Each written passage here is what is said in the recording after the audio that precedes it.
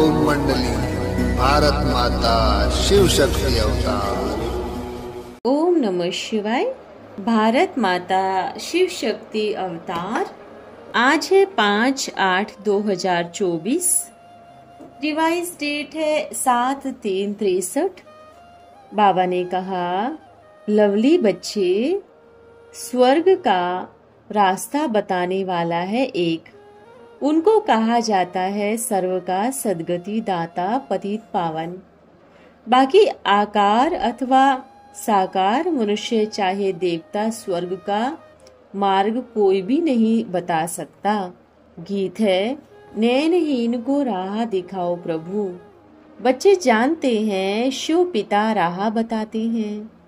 राह कहा जाता है मार्ग को।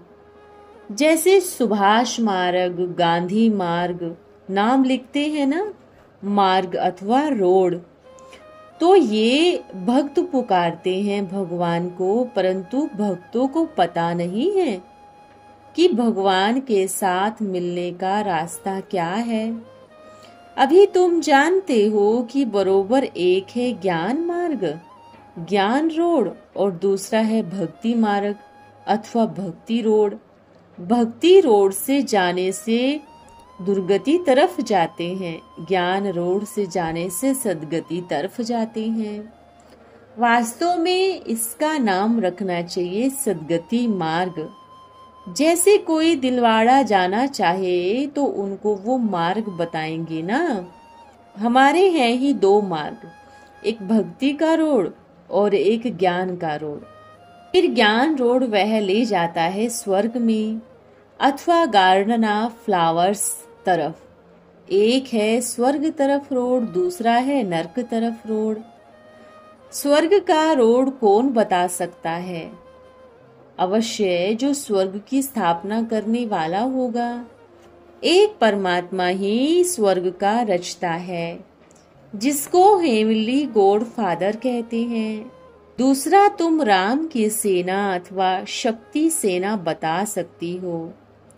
बच्चों को समझाया गया है कि रावण की भी सेना गाई हुई है। इन शिवोहम कहने वालों को कुंभकर्ण व हिरण्यकश्यप कहा जाता है। वो असुर फिर नरक के तरफ ले जाते हैं। एक है ईश्वर, दूसरे हैं असुर। रावण को भी असुर कहा जाता है। रावण को 10 शीश दिखाते हैं, गोया 5 असुर विकार हो गए, जो इस समय सभी में व्यापक है। स्त्री में भी तो पुरुष में भी राम और रावण गाए हुए हैं। राम बताएंगे स्वर्ग का मार्ग, गाते हैं ना सबका सद्गति दाता राम, और दुर्गति का मार्ग बताने वाली माया रावण। उनका निवास द्वापर कलयुग में, राम का आना होता है संगम में। तो इससे सिद्ध है कि राम अलग है और रावण अलग है। राम अर्थात भगवान को भक्त बुलाते हैं कि आकर हमको स्वर्ग का रास्ता बताओ। अब भगवान तो हुआ निराकार, साकार मनुष्य की तो बात ही नहीं। ने देवताओं को भगवान कहा जा सकता है, तो स्वर्ग का रास्ता बताने वाला है एक। उनको कहा जाता है पतित पावन। यहाँ तो अनेक गुरु हैं। कलयुग में सभी उल्टा मार्ग बताने वाले गुरु हैं। ईश्वर आए उल्टा मार्ग बताते हैं। बाकी कोई आकार अथवा साकार मनुष्य चाहे देवता स्वर्ग का मार्ग बता नहीं सकता। ब्रह्मा खुद कहते हैं कि मैं भी स्वर्ग का मार्ग नहीं बता सकता। मनुष्य कोई भी नहीं जानते, तब तो पुकारते हैं, हे भगवान आकर हमको रास्ता बताओ, हम अंधे हैं। भल गुरु कहते हैं कि हम रास्ता बताएंगे, परंतु वो तो कांटों के जंगल में ले आए, सभी नैनहीन बन गए। अंधों की लाठी है परमात्मा, उसके लिए कहते हैं ज्ञान सूर्य प्रकटा, अज्ञान अंधेर विनाश। गाया भी जाता है ब्रह्मा की रात ब्रह्मा का दिन। हमेशा बड़ों का नाम रखा जाता है ना। इसलिए गाया हुआ है ब्रह्मा का दिन ब्रह्मा की रात। शिव का दिन तो हो नहीं सकता, न विष्णु शंकर का होता है। ब्रह्मा ही भक्ति और ज्ञान के मार्ग तय करते हैं। ब्रह्मा की आयु भी 100 वर्ष दिखाई गई है, तो जरूर स्थूल शरीर में होगा ना। तब तो कहते हैं ब्रह्मा भी खत्म हो गया। बरोबर विवेक कहता है ब्रह्मा भी आखिर जाएगा, कहाँ तक जिएगा। सामने विनाश ज्वाला खड़ी है, जास्ती समय खींच नहीं सकेंगे, आखिरिन लड़ पड़ेंगे। ऐसे समय स्वर्ग स्थापन करने वाला आए ज्ञान अमृत पिला रहे हैं। वो है ज्ञान का सागर, ओशन ऑफ नॉलेज। ज्ञान का सागर, सुख का सागर, पवित्रता का सागर। इस सागर से फिर नदियां निकलती हैं। नदियां एक समान नहीं होती, कोई बड़ी तो कोई छोटी।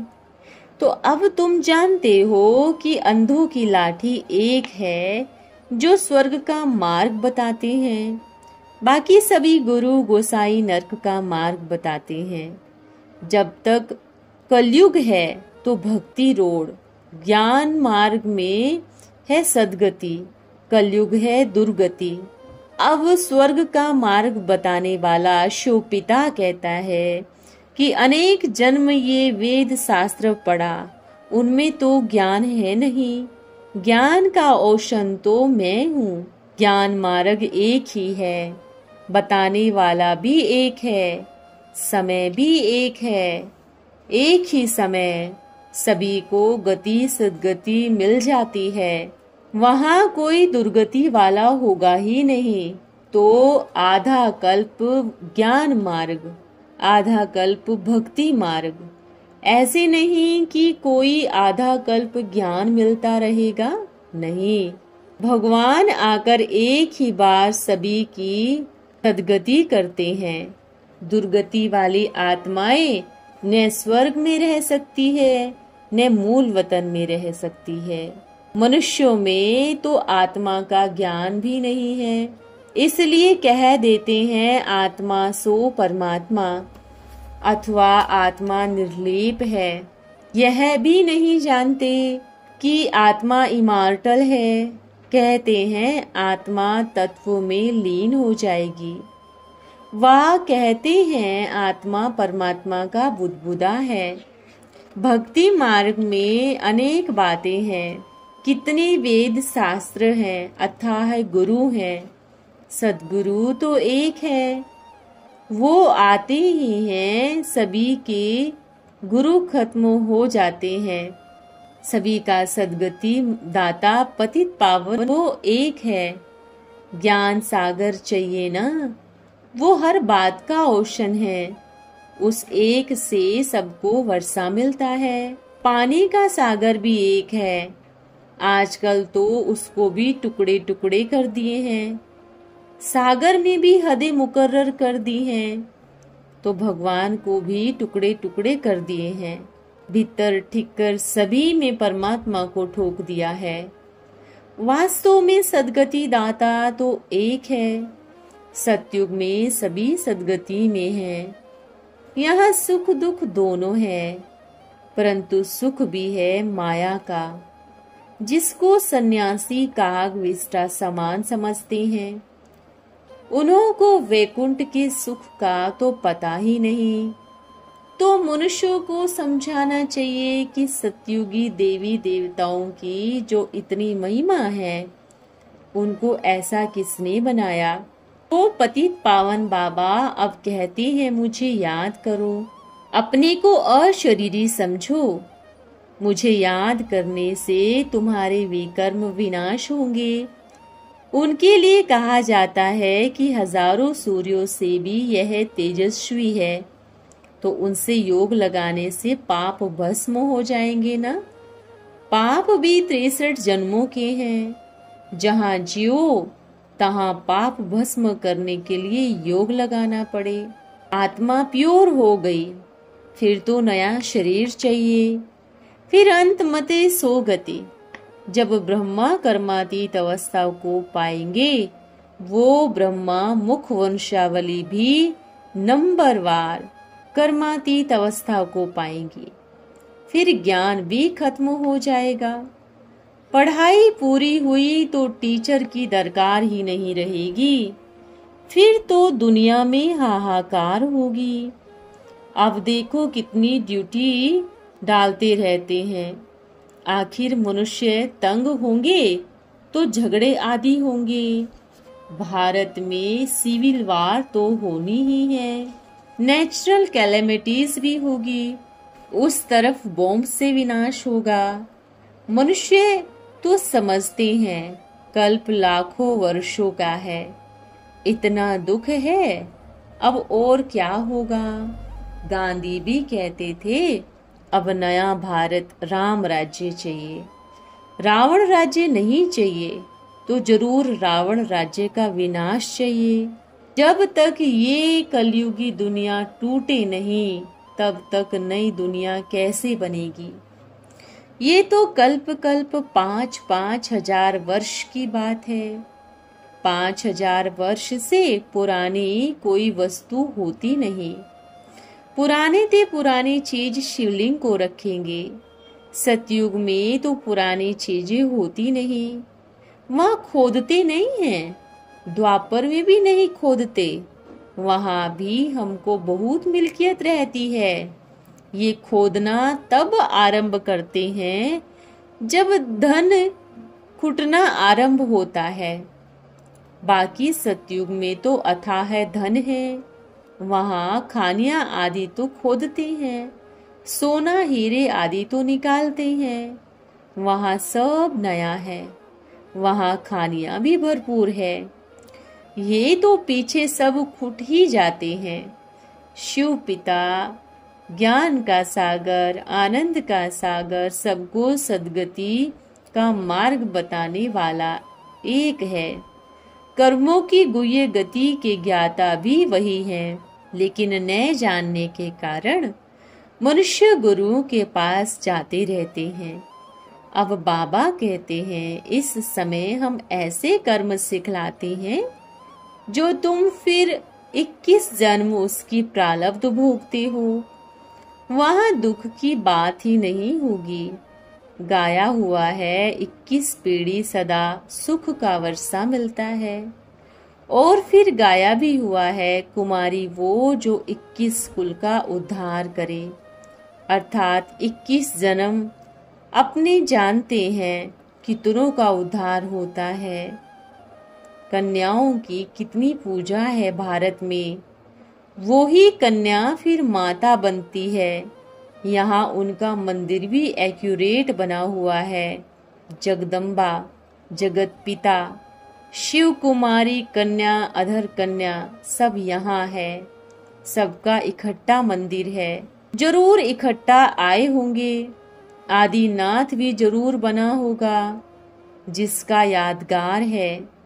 हम सब जानते हैं। बाबा बार बार कहते हैं वहाँ दिलवाला में जाकर कोई बच्चा लाइब्रेरी अथवा दुकान खोले, परंतु ऐसा कोई सुजान बच्चा नहीं है जो यह काम कर दिखावे। बाप की डायरेक्शन को अमल में लाने की कोशिश ही नहीं करते। समझाने की बड़ी युक्ति चाहिए। कलेक्टर को जाकर समझाना चाहिए। हम इस दिलवाड़ा मंदिर का सारा राज समझाएंगे। हम हर एक क्या एक्यूपेशन बतला सकते हैं। ये आदि देव, जगदम्बा, कुमारी कन्या, अधर कन्या आदि कौन है। हम सबको रोशनी देंगे। बेचारे मनुष्य सिर्फ अंधश्रद्धा से माथा झुकाते रहते हैं, समझते कुछ भी नहीं। बाबा ने सिर्फ तुम बच्चों को, परंतु सब सेंटर्स के बच्चों को कहते हैं कि कोई बच्चा यह काम करके दिखाए। अब सीजन का समय आता है, यहाँ के मैनेजर को भी समझा सकते हैं। यह दिलवाड़ा मंदिर सबसे अच्छा है। यहाँ बहुत ही गुजराती और जैनी लोग आते हैं। कोई बच्चे में भी बुद्धि नहीं जो कलेक्टर को जाकर समझाए। कहाँ से भी कोई बच्चा आए यह काम करे। तो अच्छा होगा। इस समय दुकान भी बहुत मिल सकते हैं। बाबा तो बहुत समय से कहता रहता है, परंतु सुनने वाला कोई नहीं। तब बाबा कहते हैं, दिल पसंद बच्चा कोई दिल पर चढ़ा हुआ नहीं। समझाना चाहिए, अरे हम भारत का कल्याण करने लिए यह समझाना चाहते हैं। हमको जमीन का टुकड़ा नहीं मिलता, हम वामन अवतार हैं, सारी दुनिया का राज्य लेने वाले। यहाँ समझाने लिए भी कोई अच्छी बच्ची को बिठाना होगा। बच्चों को काम करके दिखाना है। सर्विस करे, सेंटर संभाल के दिखावे, तब बाबा कहे सर्विस काबिल है। यहाँ दिलवाड़ा में दुकान खुल जाए तो सब बहुत खुश होंगे। तवेम माताश्च पिता तवेम बंधुश्च सखा तवेम, यह तो जरूर शिव पिता को ही कहा जाएगा। कृष्ण बच्चे को कैसे कहा जाएगा, यह भी कोई नहीं जानते। शिव पिता ही सब रूप धरते हैं, कृष्ण बच्चा थोड़े ही धरेगा। शिव बाबा सब रूप धरते हैं। शिव बालक भी कहते हैं ना, शिव पर माखन दूध घी चढ़ाते हैं। ये सब बातें अभी समझ में आती है। बाप दादा और लक्की ज्ञान सितारों का सभी सेंटर्स के सौभाग्यशाली ब्रह्मा मुख वंशावली फूलों और कलियों को होली के पर्व पर बधाई हो। यूं बच्चों की होली तो रोज है, आत्मा को ज्ञान से पवित्र बना रहे हैं। योग बल और ज्ञान गुलगुल के साथ अब दुनिया एक टेम्परेरी हॉस्पिटल बनी है। इसमें तुम क्या बनने आए हो? योग से सदा निरोगी बनते हो। इसमें रेस है, पहले कौन? शिव बाबा के पास योग और ज्ञान से पहुंचना है। योग से पाप दग्ध होंगे, ऐसे नहीं गंगा में डुबका मारने से पावन होंगे, नहीं। ऐसे होते तो पहले से जो मच्छ कच्छ वहां रहते हैं वो पावन होते। इस समय तो सभी पतित हैं। अच्छा बच्चों को गुड मॉर्निंग। लवली ज्ञान सितारों को लवलीएस्ट ज्ञान सूर्य और ज्ञान चंद्रमा माता पिता बाप दादा का मीठा मीठा याद प्यार और नमस्ते। ओम नमः शिवाय। प्यारे बाबा, आज वरदान लेंगे बाबा से। शक्तिशाली भव। स्वयं को शक्तिशाली अनुभव करते हो। जब तक कमजोरियां हैं, शक्तिशाली अनुभव नहीं हो सकती। तो पुरुषार्थ की भी जो भी कमियां हैं, उसमें बीती को बीती समझ आगे हर सेकंड में उन्नति को लाते जाओ। अगर कमजोरियां रिपीट होती रहती हैं तो शक्ति नहीं बढ़ती। इसलिए जो बीती सो बीती, कमजोरी की बीती हुई बातें फिर संकल्प में भी नहीं आनी चाहिए। अगर संकल्प चलते हैं तो वाणी और कर्म में आ जाते हैं। संकल्प में ही खत्म कर देंगे तो वाणी और कर्म में नहीं आएंगे। फिर मन, वाणी और कर्म तीनों ही शक्तिशाली हो जाएंगे। ओम नमः शिवाय। प्यारे बाबा को धन्यवाद। ओम मंडली। भारत माता शिव शक्ति अवतार।